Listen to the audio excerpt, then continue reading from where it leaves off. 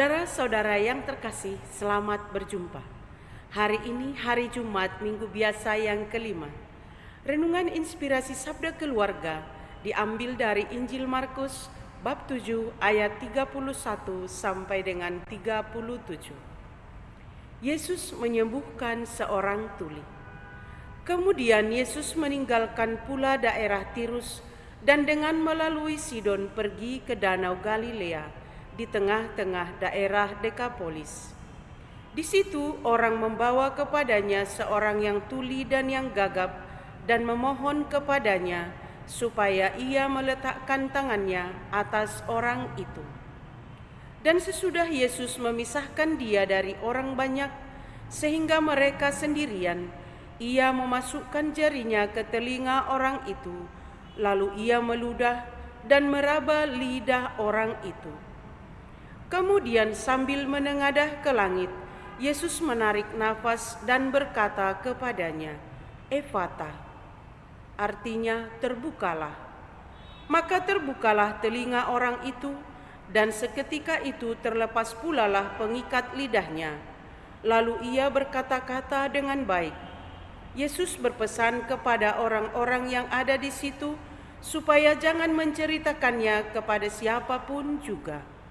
Tetapi makin dilarangnya mereka, makin luas mereka memberitakannya. Mereka takjub dan tercengang dan berkata, "Ia menjadikan segala-galanya baik.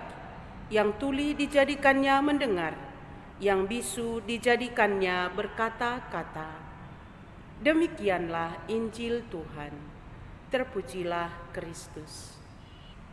Saudara-saudara yang terkasih, kita baru saja mendengarkan kisah Yesus menyembuhkan seorang tuli dan yang gagap. Tema renungan kita pada sore hari ini, Yesus menjadikan segalanya baik. Teks Injil hari ini mengisahkan kepada kita mukjizat penyembuhan Yesus. Ketika Yesus meninggalkan daerah Tirus melalui Sidon, pergi ke Galilea di tengah-tengah daerah Dekapolis. Di Galilea orang membawa kepadanya seorang tuli dan yang gagap. Mereka mohon kepada Yesus agar ia meletakkan tangan atasnya.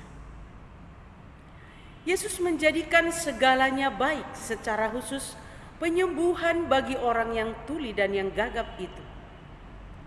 Orang yang tuli dan yang bisu dalam arti tertentu sakit karena tidak bisa mendengarkan dan berbicara secara normal seperti manusia biasa. Yesus menjadikan segalanya baik.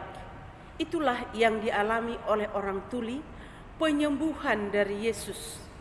Orang tuli dan gagap itu mengalami rasa sakit. Sakit yang dimaksud adalah sakit tidak bisa mendengarkan dan tidak bisa berbicara sebagaimana manusia pada umumnya. Bisu atau gagap yang dialaminya membuat mulutnya keluh sehingga tidak bisa berbicara, hanya bisa diam dan bungkam. Tuli juga digambarkan di sana tidak bisa mendengarkan, mungkin karena rusaknya pendengaran sehingga mengalami peka dan tidak bisa mendengarkan apa-apa. Tetapi ada juga di lain yang dikatakan dalam kisah hari ini, dalam masyarakat pernah kita menjumpai yang bisu tuli, itu tidak bisa berbicara dan tidak bisa mendengarkan. Pernah juga kita dengarkan kata menulikan, yaitu ada suatu suara yang sangat keras sehingga menulikan telinga kita dan gak bisa lagi mendengarkan sesuatu. Ada juga yang namanya menulikan diri, artinya berpura-pura tuli, tidak mau mendengarkan secara sungguh-sungguh atau tidak memberi pusat perhatian ke sana sehingga tidak bisa mendengarkan dengan sungguh dan sehingga sungguh mengalami ketulian. Nah, penderitaan yang demikian dibawa kepada Yesus dan Yesus menyembuhkan orang itu. Bagaimana Yesus menyembuhkan orang itu? Pertama-tama Yesus memisahkan dia dan dirinya dari orang banyak. Nampaknya Yesus tidak mau pamer kekuasaan, bahwa dia supaya diketahui orang bahwa dia bisa.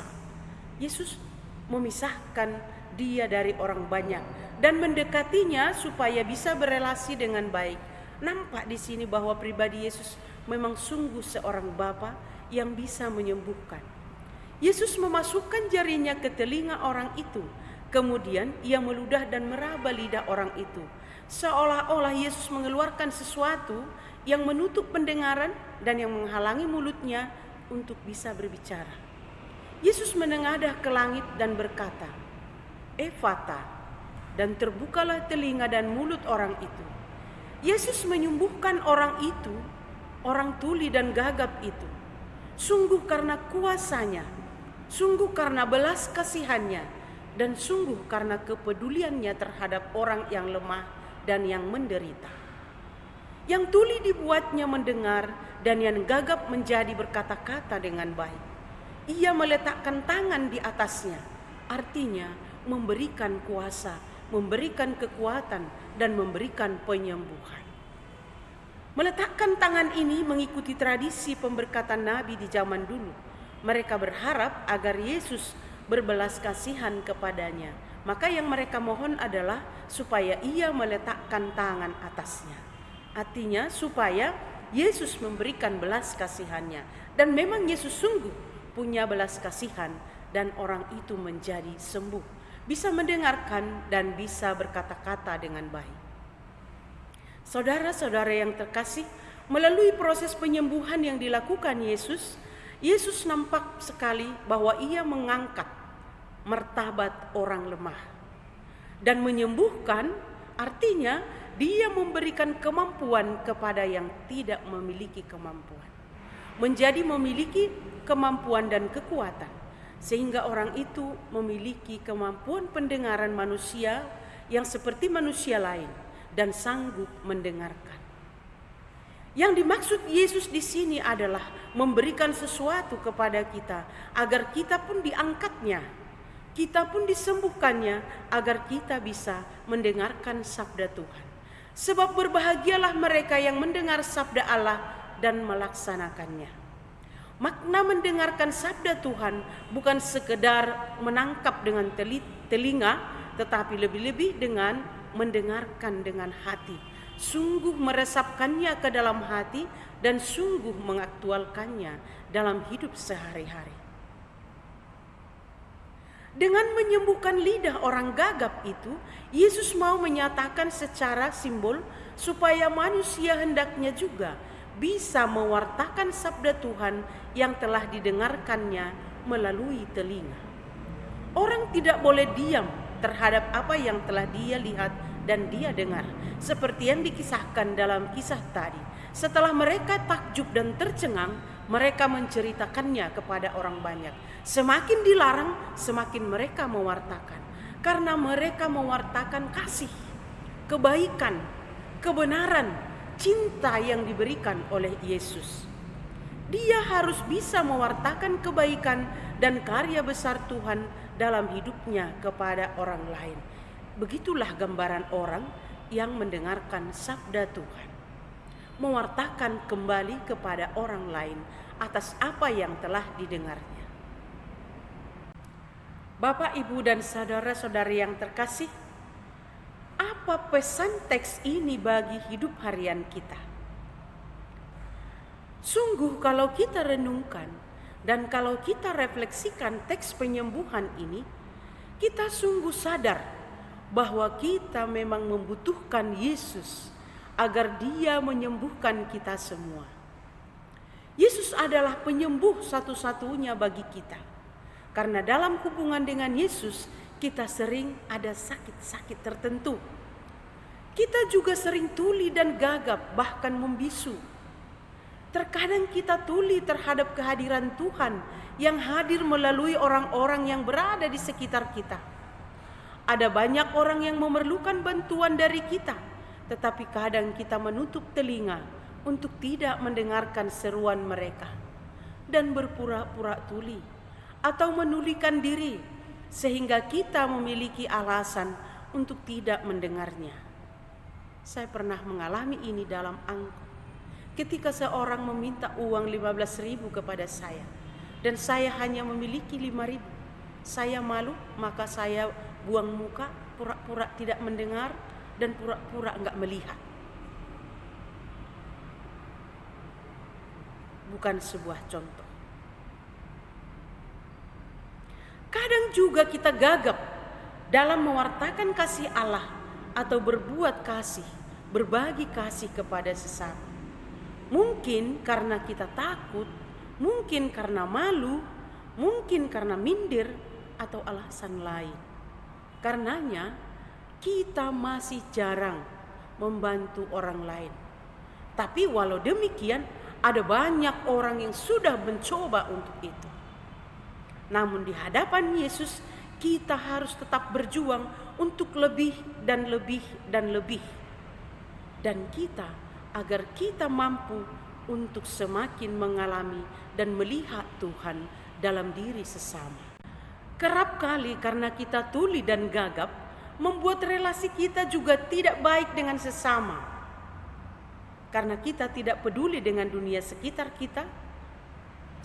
kita berada, kita acuh dan tak mau tahu, kita sibuk dengan diri sendiri, kita menyadari bahwa ada orang yang di samping kita. Tapi karena kita sibuk dengan HP, sibuk dengan dunia maya, atau sibuk dengan pikiran sendiri, hingga tidak heran kalau kita menjadi lupa akan banyak hal dan lupa kalau sebenarnya ada orang di sekitar kita. Lupa dunia sekitar kita bahwa kita memiliki saudari di samping kita, di sebelah kita. Dan yang paling penting adalah janganlah sampai lupa bahwa kita dipanggil Tuhan menjadi alatnya. Maka baiklah kita datang kepada Yesus sendiri agar Dia yang berkenan menyembuhkan ketulian dan kegagapan yang kita miliki. Agar kita sembuh dari sakit-sakit kecil kita dan mampu meneladani Yesus, mendekati yang tuli dan gagap dalam dunia sekitar kita. Seperti Yesus mendekati orang yang tuli dan gagap itu, menyapanya, mendekatinya, menyentuhnya, dan juga menyembuhkannya. Barangkali sapaan kita pun dibutuhkan oleh orang lain. Barangkali sentuhan kita pun dibutuhkan oleh orang lain. Kita semua memiliki talenta tertentu, maka itulah yang dimaksudkan bisa mewartakan dengan lidah yang lantang. Kita bisa mewartakan kasih yang baik, tetapi bukan hanya dengan lidah, tetapi juga dengan praktek hidup. Karena orang yang tidak memberikan kesaksian tentang kebaikan yang dialami, itu sama dengan gagap, lidahnya keluh. Maka Yesus mengingatkan kepada kita, kita sebagai pengikut Yesus, kita bukan orang-orang yang keluh lidahnya. Kita sebaiknya adalah orang-orang yang memiliki lidah yang mampu berkata-kata dengan baik.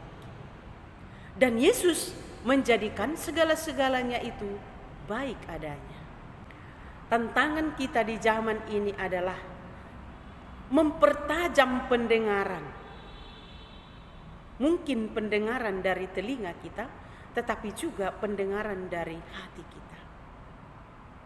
Perlunya mempertajam pendengaran kita agar bisa mendengarkan sabda Tuhan dalam dunia yang bising, dalam dunia yang sibuk dengan dunia medsos.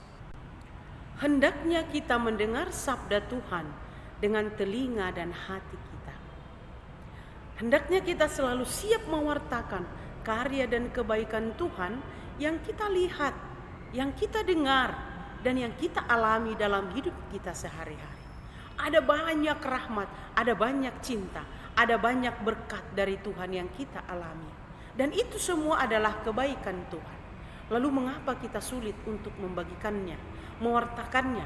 Mengapa kita sulit mewartakan kabar gembira Tuhan kepada orang lain? Kita tidak boleh memendamnya untuk sendiri saja. Mari Yesus mengajak kita, marilah berbagi. Seperti Yesus yang lakukan pada hari ini, Dia berbagi, Dia menyapa, dan Dia memberikan belas kasihan. Yesus mengajarkan agar semua kita mampu bersahabat, mampu saling mencinta tanpa membeda-bedakan, peduli kepada kaum lemah seperti orang sakit, orang miskin, orang pendosa, yang tertindas, yang terbungkam seperti tadi. Mungkin di zaman ini ada banyak orang juga yang tidak bisu, tapi dia terbungkam karena orang-orang yang di sekitarnya menekan dan menindasnya, sehingga dia tidak berani berbicara. Yesus mengajak kita memberikan kepada mereka pewartaan kebebasan, pewartaan cinta, dan pewartaan relasi yang baik. Melalui Roh Kudus-Nya, kita pasti semua dimampukan. Aku yakin itu. Kalau Yesus bisa peduli, pasti kita bisa juga peduli. Ada janji Yesus akan menyertai kita sampai selama-lamanya. Roh Kudus Allah mampu membuka jiwa, hati, dan budi kita, sehingga kita tetap beriman teguh dan berpegang kepada sabdanya dan mendengarkannya setiap kali, serta membagikannya dalam hidup kita sehari-hari. Tadi dikatakan bahwa orang itu bisa berkata-kata dengan baik, artinya tidak asal bicara. Kita pun dipanggil untuk mampu mewartakan kabar baik dan berkata-kata dengan baik, dan mendengarkan dengan telinga yang baik dan mewartakannya dengan baik. Yesus memanggil kita untuk mampu mendengarkan suara Allah, suara kasih yang disampaikannya dalam belajar berbicara dengan berbahasa kasih. Nah, saudara-saudara yang terkasih, semoga Tuhan yang menyembuhkan orang tuli dan gagap itu rela juga menyembuhkan telinga dan lidah kita, sehingga kita sanggup menangkap sabdanya dan mewartakannya dengan telinga dan lidah dan hati kita yang sudah sembuh. Akhir kata, semoga Tuhan memberkati kita. Salam kasih, salam damai, sampai jumpa. Selamat Hari Raya Imlek bagi saudara-saudari yang merayakannya. Tuhan memberkati.